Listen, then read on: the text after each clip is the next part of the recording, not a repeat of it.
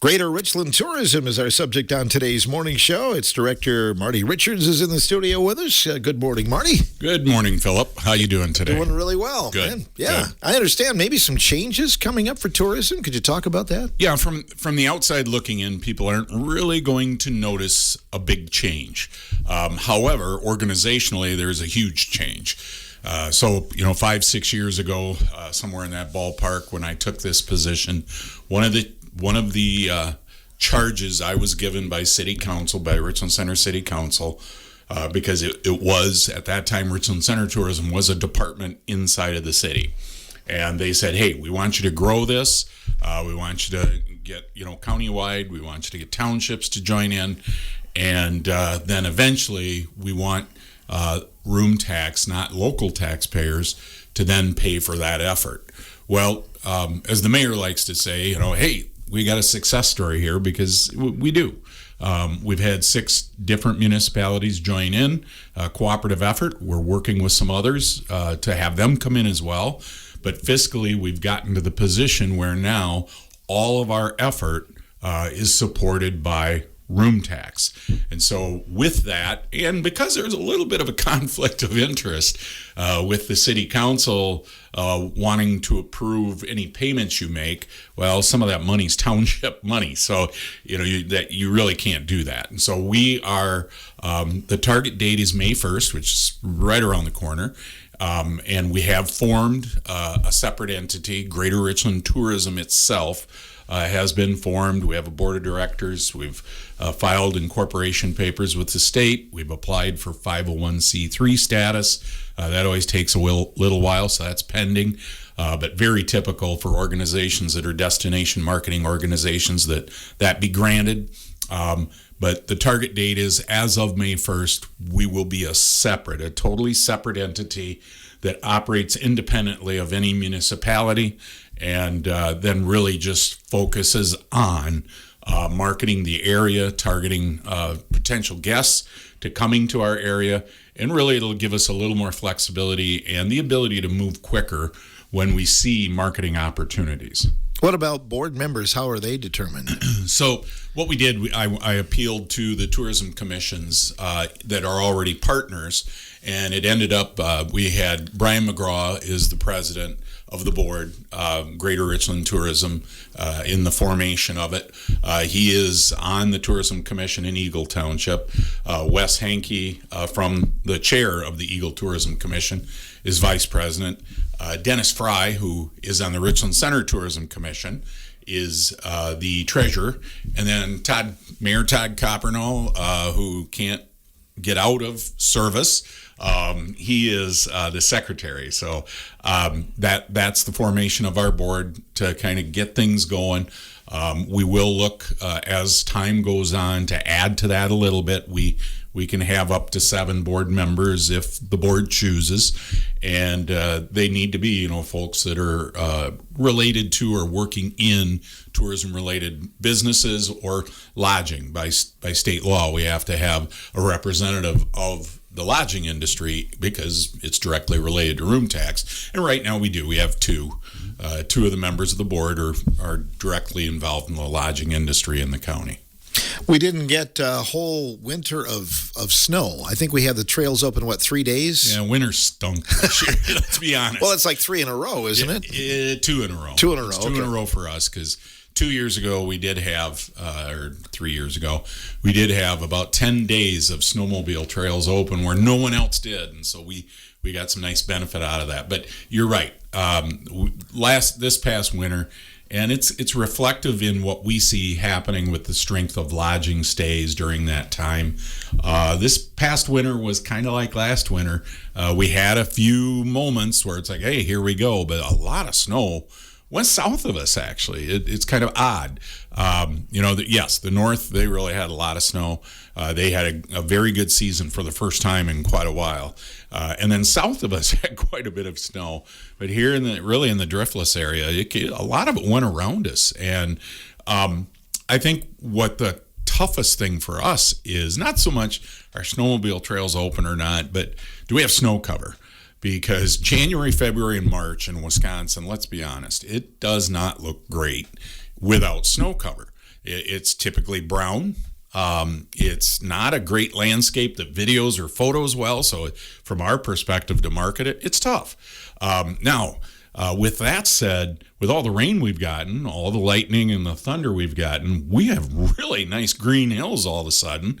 Blossoms are coming out on the trees already. We're not even middle of April yet. It's not April 15th. It's not April 15th, right? I got to file my taxes. That'd be tomorrow. So that we can promote that. We can promote the hiking, the biking trails, we can do that with good scenery. And so we're back to good scenery again. And I'll talk a little bit later that you can kind of see how really November, December, January, and February were tough for us on lodging and on marketing. And now, just in the last few weeks, really in March, we started to see where traffic to our website's ramping up again. So that's an indicator that, okay, people are looking again. We've got some other pressures we'll talk about, but I feel good about the direction we're headed at this point. Very good. We talked about this a year ago. It's already been a year, but you have another resource fair coming up, Marty. Yeah. So Scott Gauld reached out to me here about a month ago and said, hey, that resource fair thing went quite well last year. Well, do you want to do that again? And we are. And we've started the marketing on that. So again, it'll be on Wednesday, May 20th. From 3 o'clock to 6 o'clock, Greater Richland Tourism and City Utilities is sponsoring our second summer resource fair. And I think to explain to folks what that is, it's an opportunity. Number one, City Utilities is going to feed you a meal, so you don't have to cook that night. Come out, barbecue meal, brats or burgers, and I know JJ Klatt is ready. His grill is ready for the season, so he's going to cook for you. But you'll also be able to then go to various tables or booths where there will be different organizations and different businesses that are tourism related. So the city recreation program, you'll be able to bring your kids in, figure out, okay, what programs we want to sign up for. The library, the same. The Brewer Library offers a lot of different programming through the summer. They'll be able to come in, get that information, and then maybe take it home if you want, or you can sign up right there. Also, we have several tourism-related businesses that have already committed. Excuse me. English Prairie Distillery was there last year, as well as Driftless Music Gardens. They're coming. The Lochner's are going to come join us, and they were there last year, and they really enjoyed it. That's one of the things they've been working to do is kind of try to connect, because their crowd that they attract to Driftless Music Gardens is like a 6-state area. They really attract from out of the area, but they'd like to make those connections locally too. So that's a good opportunity for them. 13 Pines RC, who does kayak rentals and helps with the river, they'll be there. Also, I know Simon's Recreation Complex will be there. You'll be able to hear what they're doing this summer, look at different programs. Another one, Partners for Prevention, will be there to be able to kind of share the information on National Night Out. 4-H is going to be there, and they'll be able to help you with understanding different programs your children might be able to participate in. And then this year, we are going to add some of the volunteer and service organizations. Aging and Disability Resource Center will be there, as well as Passages will be there, and there's others. So I'm going to miss a few, but really, this is an opportunity and this is countywide. So I just want to make sure everybody understands that. It's not just for the City of Richland Center residents. This is countywide. If you're from Cazenovia and you want to learn more, get a free meal, number one. Learn more about Driftless Music Gardens, what they're doing out there. Just look at the events. Like I anticipate the Chamber will be there, and Greater Richland Tourism will be there. So we'll be able to connect you with the different things that are happening. Hub City Dirt Drags will be there as well. But you'll be able to find out more about information on the events that happen throughout the year. I'm also anticipating Southwest Partners would be there to be able to share about Thunderfest. So really it's truly a summer resource fair. And I think I've said this before. I'm going to say it again. The bane of my existence is when we have a great event and it goes great. Everybody has a blast. We've marketed it on radio. We've put it in the paper. We've had it on social media. And a week after it's over, somebody comes to me and goes, well, geez, I wish I would have known about that. Hey, here's your opportunity.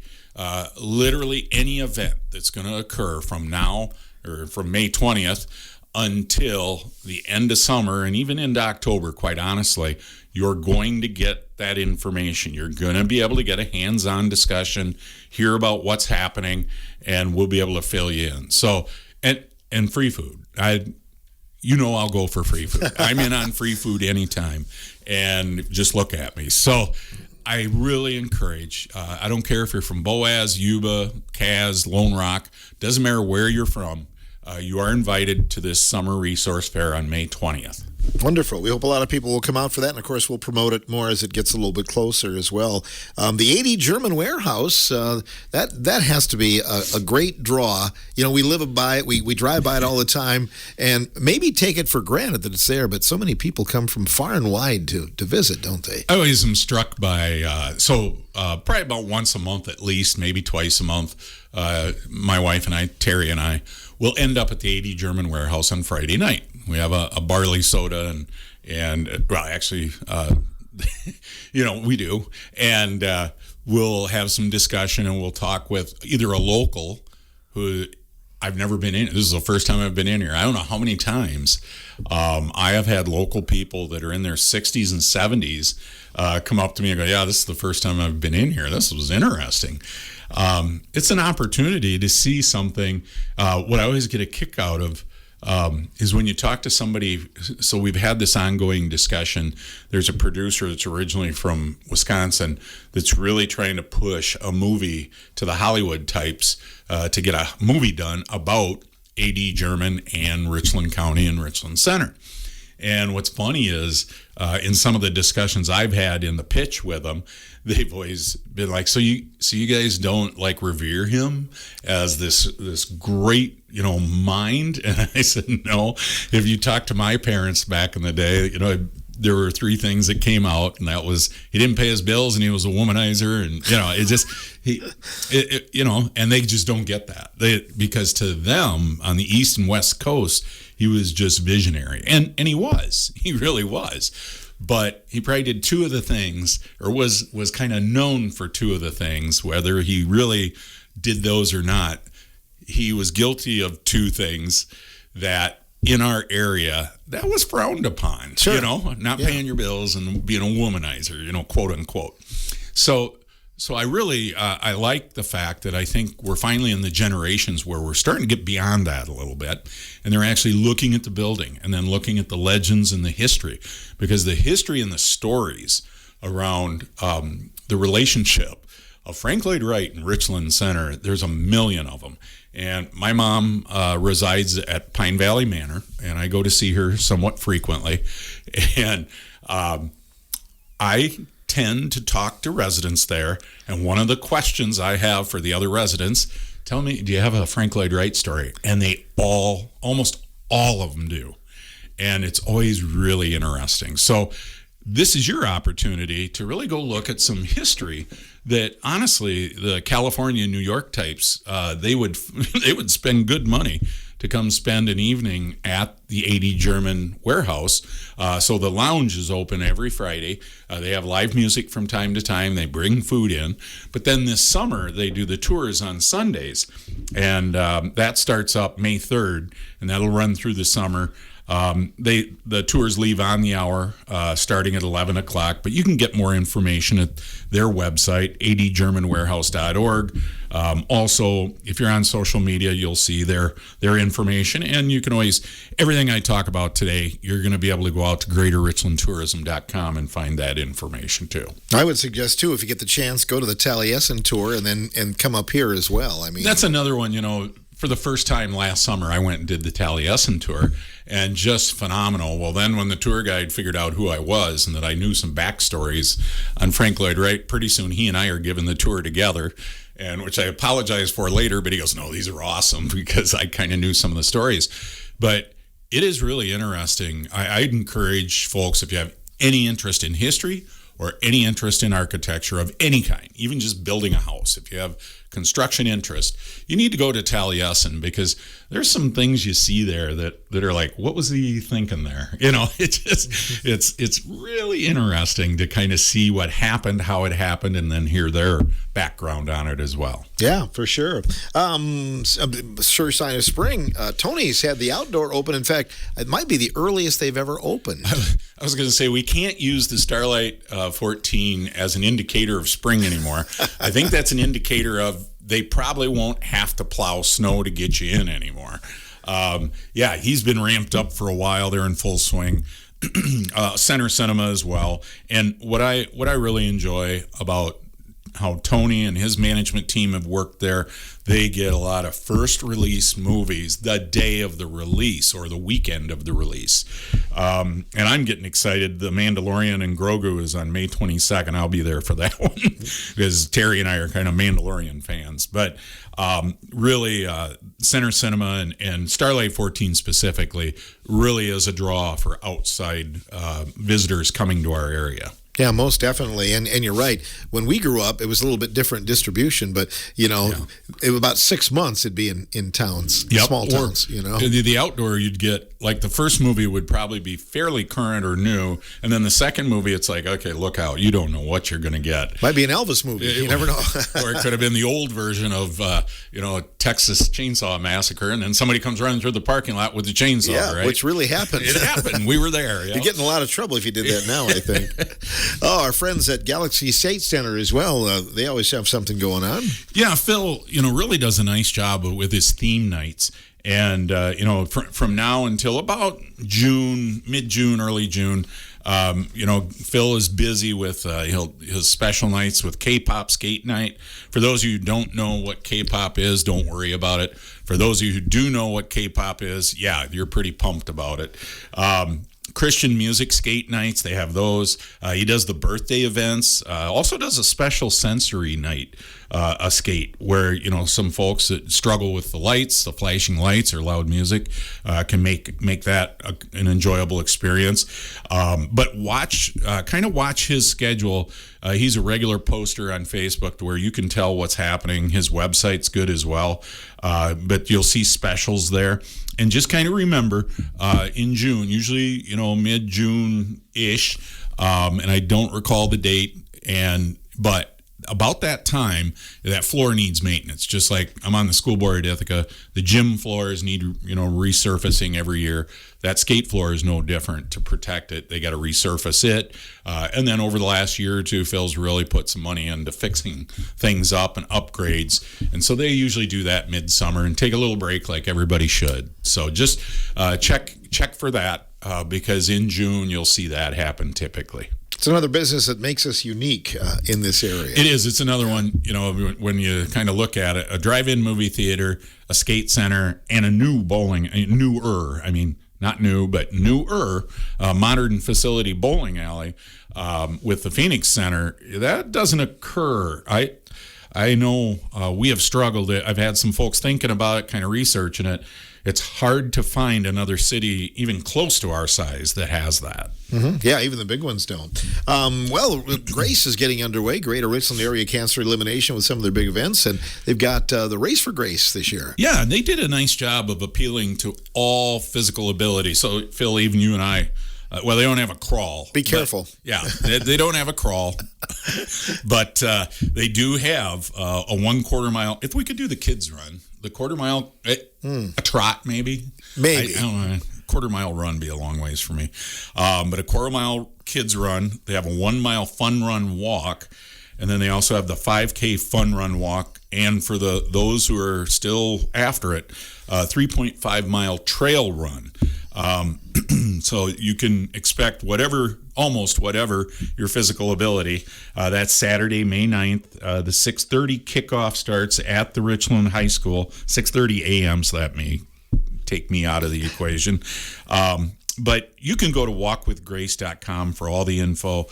They do encourage that you register prior to April 24th, which is coming up. That way they can guarantee they can get a T-shirt for you and have you truly registered properly. Hopefully we get some mushrooms this year. We're getting some rain. Yeah, I haven't talked to our local mushroom czar, but Brian Alvin, but we should have some mushrooms. And I know a friend of mine over in the Hillsborough area had a picture. I don't think it was AI 2 weeks ago that he had found some mushrooms. Now, I don't know. That seems awfully early, but boy, with this is just prime weather for mushrooms. And I would expect, with as warm as it's been, and it looks like it's going to stay that warm, and it's going to stay wet, we're probably in for a big year, I expect.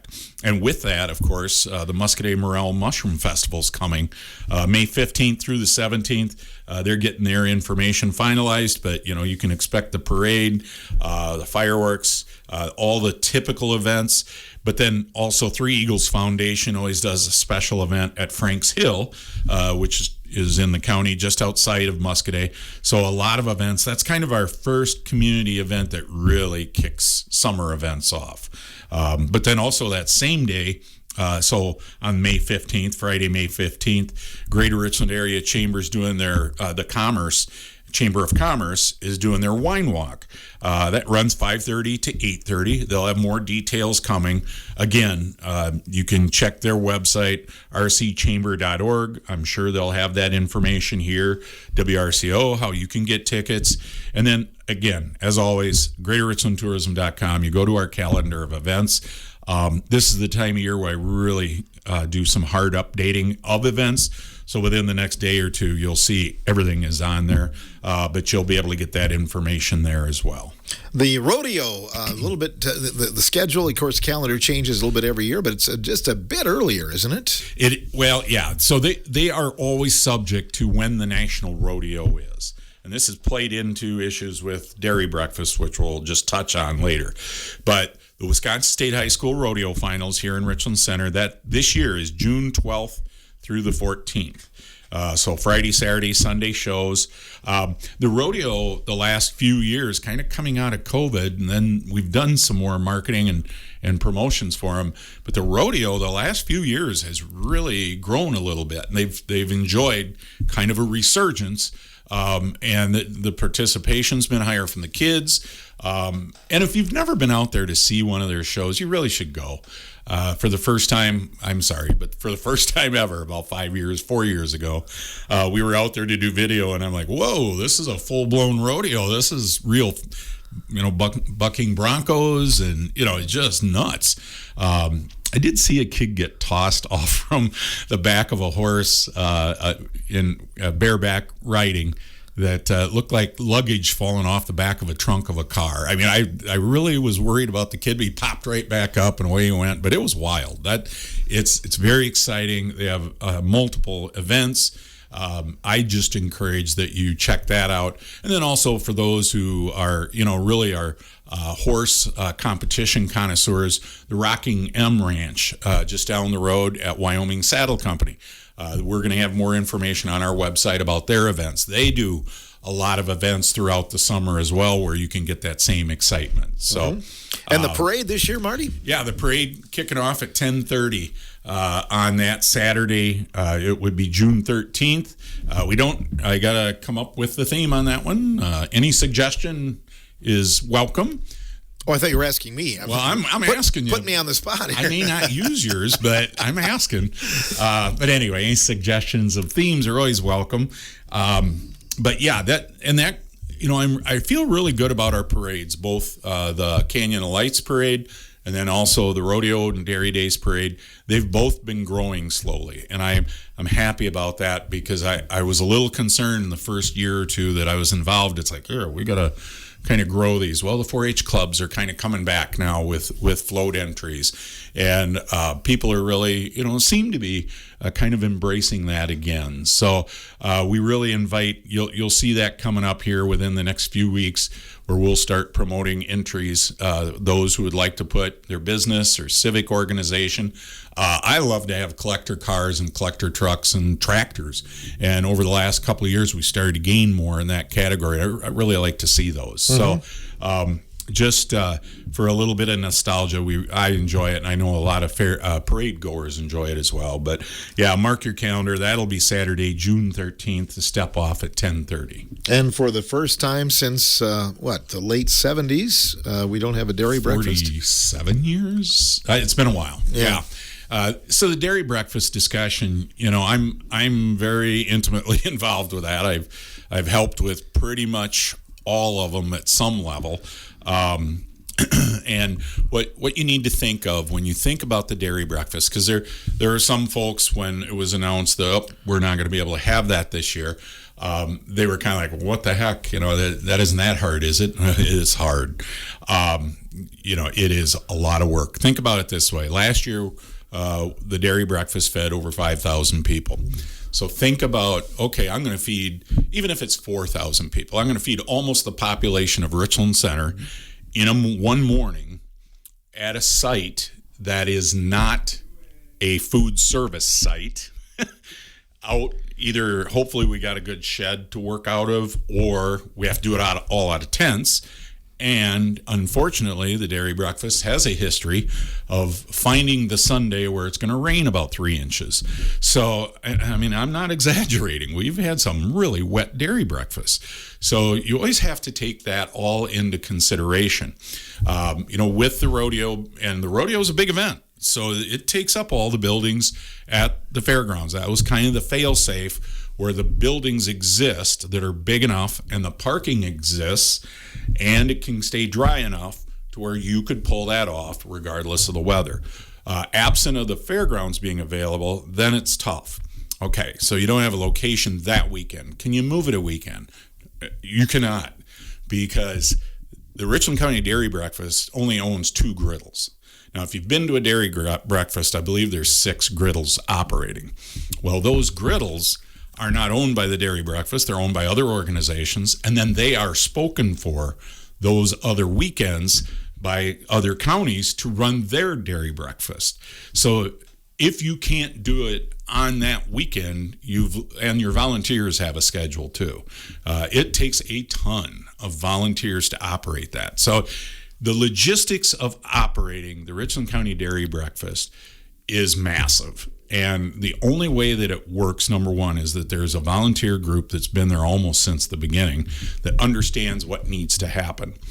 The second thing is that we've been fortunate up to this point to be able to have good sites that we knew would work and it wouldn't become a fiasco. And this year, it got to the point where any of the sites we looked at, there were even some good suggestions that we took a look at, but just there was something off. There was something that just that big building doesn't exist. If you're working out of tents, you're really working on a tightrope, because bad weather will sink you on that. So I just want people to think about that. I think the biggest thing I found that people didn't recognize was the fact that, pancakes are pretty important to a pancake breakfast. Well, without those griddles, you're done. So you are really married to that weekend, because those griddles, including the Richland County griddles, they are spoken for going to the other dairy breakfasts in the area.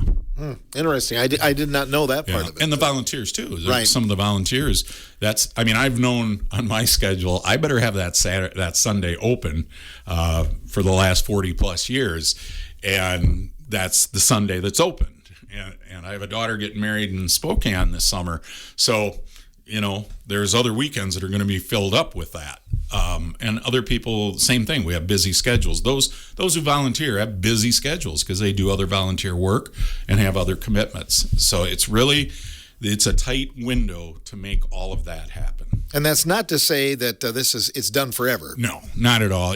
And that's something I'd point out. I think it was, Iowa County and Grant County, I believe, they had kind of a like situation where there wasn't a farm location that was available, and they skipped a year. And that's the anticipation. I know the organizational committee has been is, okay, it didn't work this year. We've got everything in place for the next year.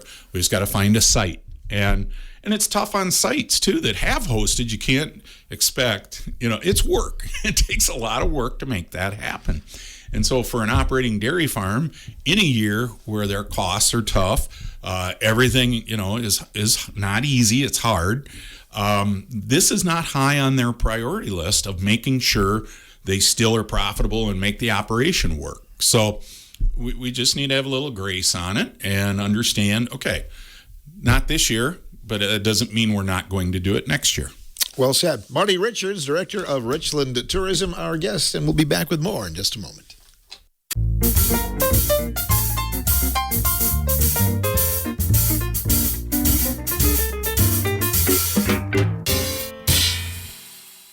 Welcome back to our morning show. Marty Richards of Greater Richland Tourism is our guest, and we want to talk about a few other things going on in the area, some things maybe we don't commonly think about. Marty?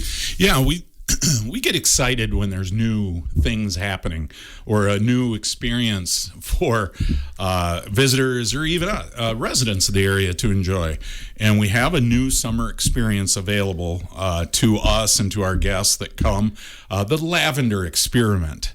This is a tree farm in Hub City, in the area. It's not in Hub City, but it's in the area that Rick and Stacy Walter have kind of carved out of a large tree farm.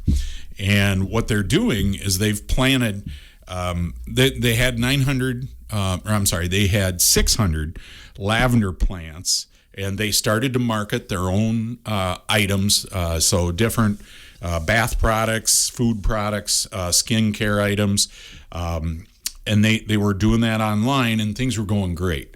Well, Rick and Stacy now are at the age. Rick's retired. Stacy will retire soon, and they wanted to start doing more with that. And they're going to offer experiences to guests and visitors to the area where they can come in. They can actually pick the lavender, or the lavender already be picked. But through a hands-on experience, they can make their own lavender-based product.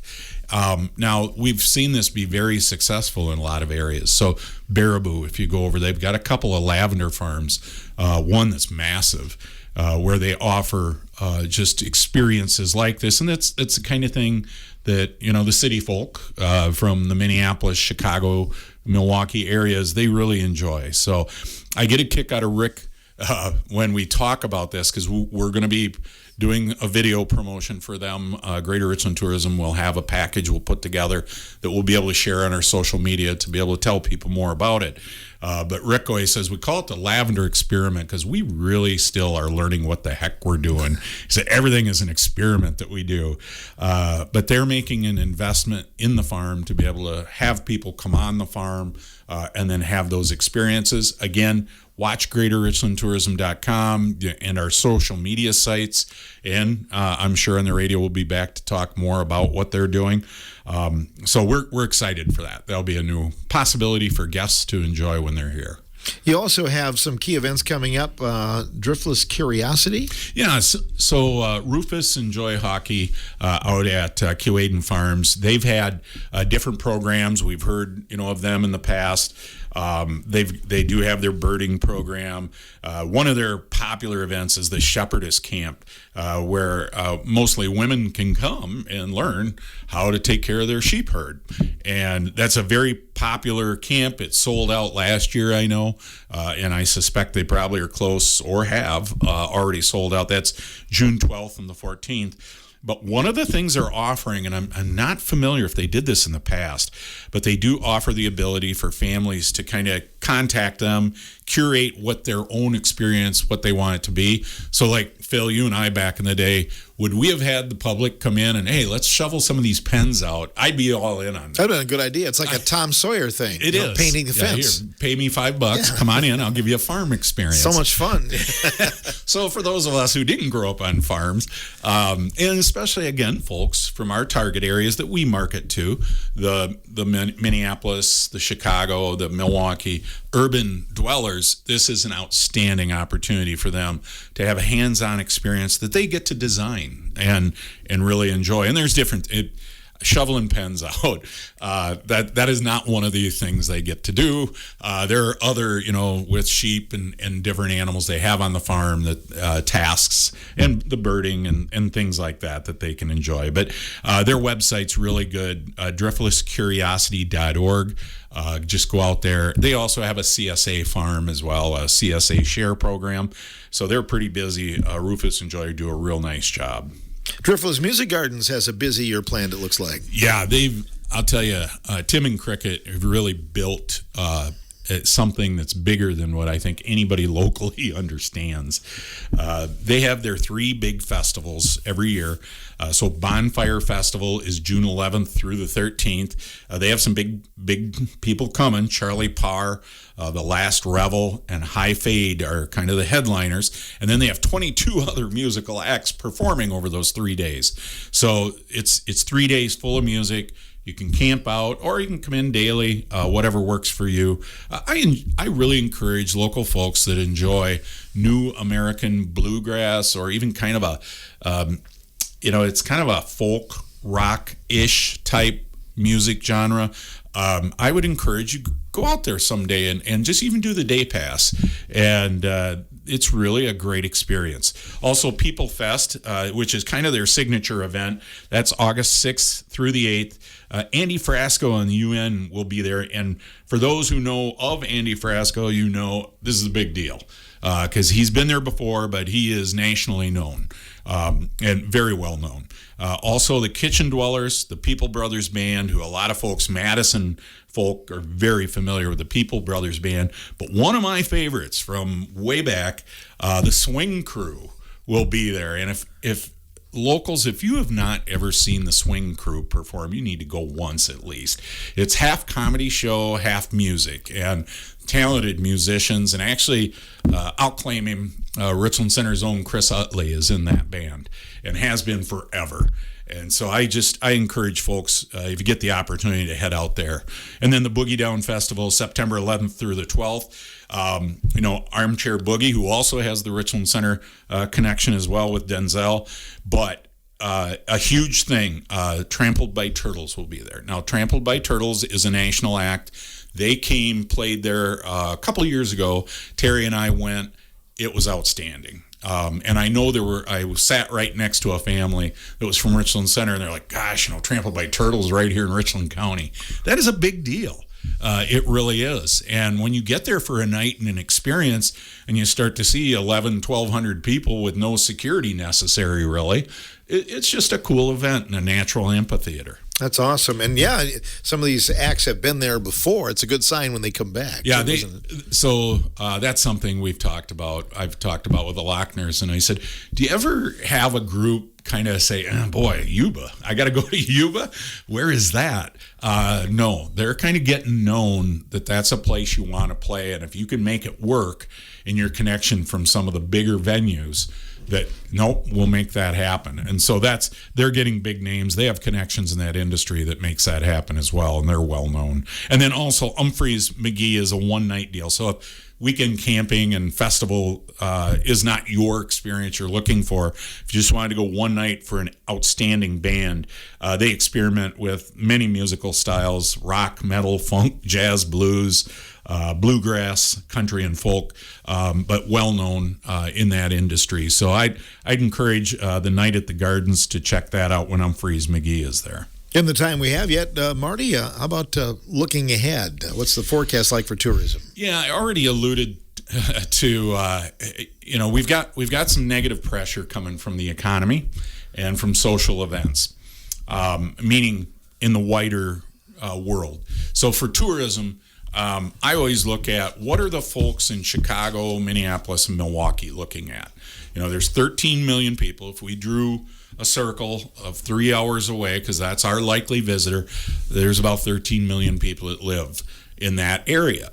And those urbanites, those are the ones we attract. And so I always kind of look at, okay, what are they looking at? Because what our marketing has to speak to what they are dealing with to get them to come here.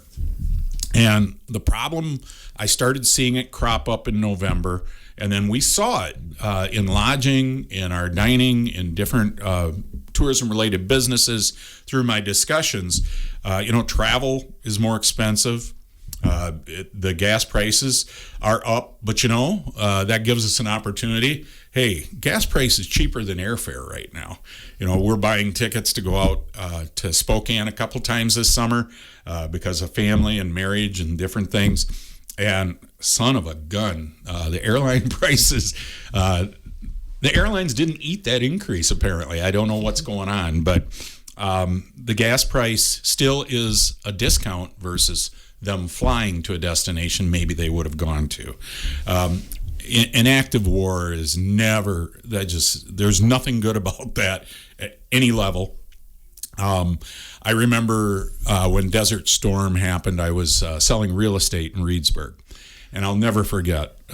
We had some people looking to buy, and I was working with them. The war started, and boom, that just stopped.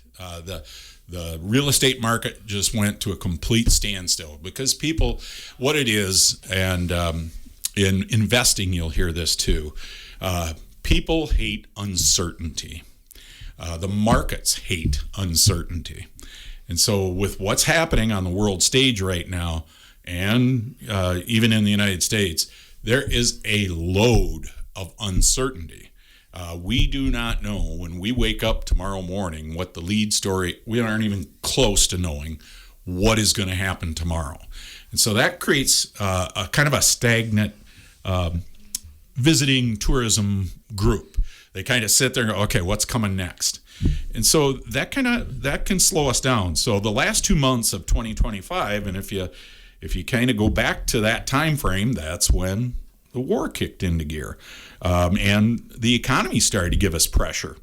That was stagnant for our area. We kind of saw it on our website views. I've heard it from different business owners. It started to slow down. Now, for all of 2025, and remember, our website views, that's not the end-all, be-all for us deciding were we successful last year or did we do a good job of attracting people. But it is an indicator. It can give us a bit of an indication of how things are going. But we had over 10,000 more website views in 2025 over 2024. So every year, basically, since we've had the website, has been a record view year since we started marketing. January and February polling of local businesses and looking at lodging bookings, it showed kind of a continued slowness among tourism-related businesses. Now, it wasn't a downturn as much as they're just slogging through it. It just, people were cautious and they were uncertain.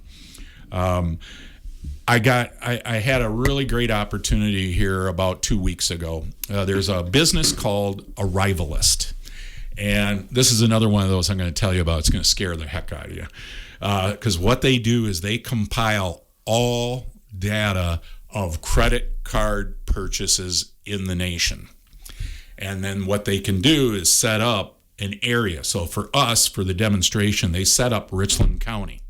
And so by zip code, they were able to set up all credit card purchases that occurred over the last year in different categories and could get that data down to where those folks were from.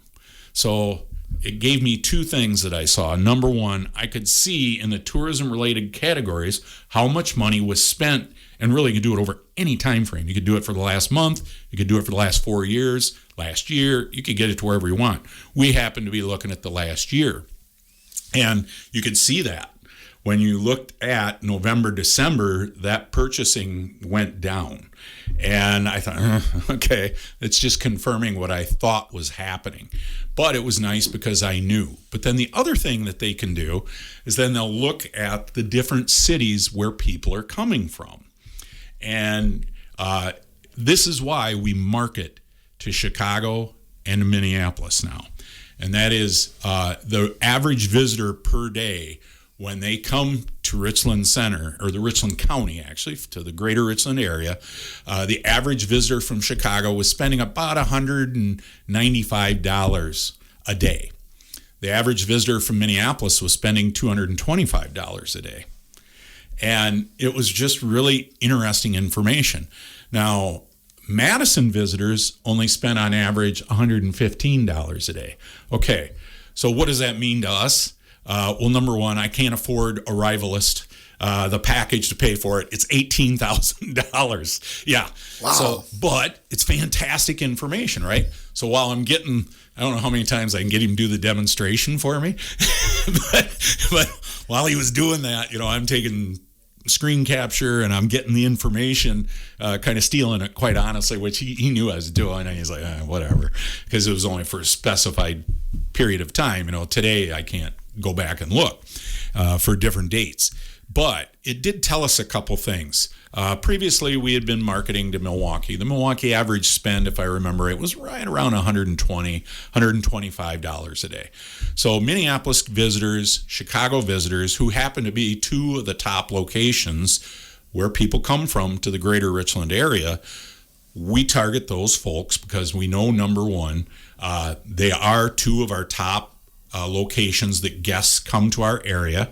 And then number two, they were the highest spend. When they're here, they're going to spend more money as opposed to the Madison and the Milwaukee folks.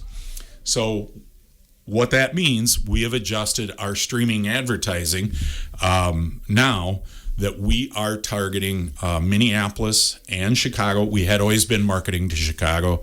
Chicago, because of the density of people, it's just we need to do that, right? Mm-hmm. But Minneapolis, we adjusted because, wait a minute, those visitors, there's a high number of visitors from that area, and they're spending as much money as anybody is when they come here. And so reasons to be, why am I optimistic going forward? Well, January was a little tough. February was a little tough. But now March, all of a sudden, we saw on our website views March kicking in. Well, something else happened in March, and that was we flipped the switch where we started advertising in the Minneapolis area. We switched it from Milwaukee to Minneapolis. We also, so you don't have to get in a TSA line to come here. That may sound goofy, but you don't. It's pretty carefree to get here. It's an easy drive. That 3-hour car ride for folks to kind of decompress from the city actually is a benefit. Also, we have the outdoor experiences that many urban center people are looking for. So every year, outdoor recreation in Wisconsin keeps breaking new records for visitors spend in the state of Wisconsin. In 2024, outdoor recreation spending by visitors in Wisconsin grew by 3.8% to $12 billion. And the top activities in Wisconsin are ATV, UTV exploration, hiking, bicycling, kayaking, and fishing. Okay, so you just named all of the things we offer here. And we also have if you see our advertising, and this has happened, people have gotten back to me and said, hey, I saw some of your streaming ads. I was in Chicago and happened to be at somebody's house, and boom, hey, that's our area. You will see us talking about the affordable outdoor locations that you can do and experience. So we're very fortunate. A lot of people do not know about the Ash Creek Forest. I'm learning, locals. Again, kind of like the 80 German warehouse. The locals aren't familiar. Well, the Ash Creek Forest, 354 acres of marked trails that it does not cost a dime to go enjoy. The Pine River Trail and even our town roads, there's no user fee on the Pine River Trail. The Pierre County Park is one of the most photographed parks in Wisconsin, with the natural bridge and then the tunnel that was created.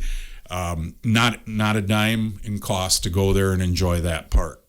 So, and even kayaking the Pine, if you rent a kayak here and then you go to the Wolf River and rent a boat to go down the Wolf River, those are two very different expenses. And so we are well suited for this summer to attract folks who are budget conscious, those who are looking for outdoor exploration. We have what a lot of people are looking for, so it's just a matter of us connecting to them. So the positive, we did see the website views in March all of a sudden start to take a little bit of a jump up. They had been a little sluggish, and then also the streaming advertising that focuses on Minneapolis. We have a feel that that's going to help us out. But in January and March, we had just short of 15,000 web page views. For the winter and for how it was sluggish at the beginning, we did we did very well. That's actually real close to what our 2025 numbers at the same time was. So I feel really good about that. And then also kind of focusing on affordability is going to help us out a little bit too, because people are bargain hunting, quite honestly, in all avenues. There's some guys, I think you and I have a friend that would probably drive 5 miles to save 10 cents or 5 cents on a gallon of gas, Well, that's an extreme, but we do have people are looking for, when they come to Wisconsin, in the outdoor exploration and recreation, and they can come here and do it more affordably. Then think about Door County and how much it costs there. And then if you're going to go all the way northern Wisconsin, okay, well, that's another 2.5 hour drive. If they're coming for a weekend, they don't want to spend 5 hours in the car. If they can come and get it for a 3-hour drive and it's more affordable, that's the ticket. Sure. Certainly reasons to be optimistic. Come back and see us. Yeah. Let us know what's going on in the summer. Well, you bet. About June, they always move it back. June, July, we'll get that report for how 2025 direct visitor spending happened, and that's a good time then to update July, August events, and so we'll see you around that time. Great. Marty Richards, Director of Greater Richland Tourism. We didn't even discuss the best of 78 through 83 or anything. That's a good thing we didn't. Yeah. I think there's a court order. We can't talk about some of that still. Well, the statute of limitations hasn't quite run out. So. Yeah, well, okay, we're good. We're good. We'll be back with more tomorrow.